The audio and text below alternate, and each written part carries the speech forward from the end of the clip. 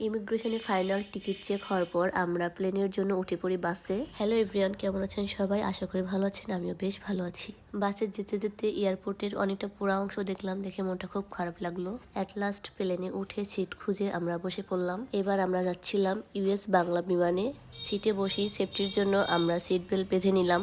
এবারে ঘুরতে যাওয়ার পুরো জার্নির ছোট ছোট মুহূর্ত তোমাদের সাথে শেয়ার করব। টেক অফ থেকে শুরু করে ল্যান্ডিং পর্যন্ত কোথায় যাচ্ছি, কি দেখছি, কি অনুভব করছি সবই থাকবে। অরিত্র প্লেনে উঠলেই সবসময় অপেক্ষা করে খাবারের জন্য। খাবার ট্রেতে ছিল গরম খাবার, ছোট্ট একটা ডেজার্ট আর সঙ্গে ছিল ড্রিঙ্কস। উচ্চতায় বসে খাবার খাওয়ার অনুভূতিটা সত্যি আলাদা। জানালার বাইরে আকাশ, সামনে খাবার এবং কম্বিনেশনটা দারুণ লাগে। অনেকেই বলে প্লেনের খাবার নাকি ভালো না, কিন্তু আমার কাছে এটা পুরো জার্নির একটা আলাদা এক্সপিরিয়েন্স। টেরে খুললেই নতুন একটা সারপ্রাইজ কি আছে এর মধ্যে। যাই হোক, খাওয়া শেষ করে অরিত্র একটু ঘুমিয়ে পড়েছে। যেহেতু আমরা রাতে ঠিকমতো ঘুমাইনি, তাই আমিও একটু ঘুমিয়ে পড়েছিলাম। প্রায় 4 ঘন্টা পর আমরা সিঙ্গাপুর এসেছি। প্লেন থেকেই দেখা যাচ্ছিল সিঙ্গাপুরের এরিয়া। ভ্রমণ মানেই শুধু জায়গা দেখা নয়, নতুন স্বাদ আর অনুভূতিও বটে।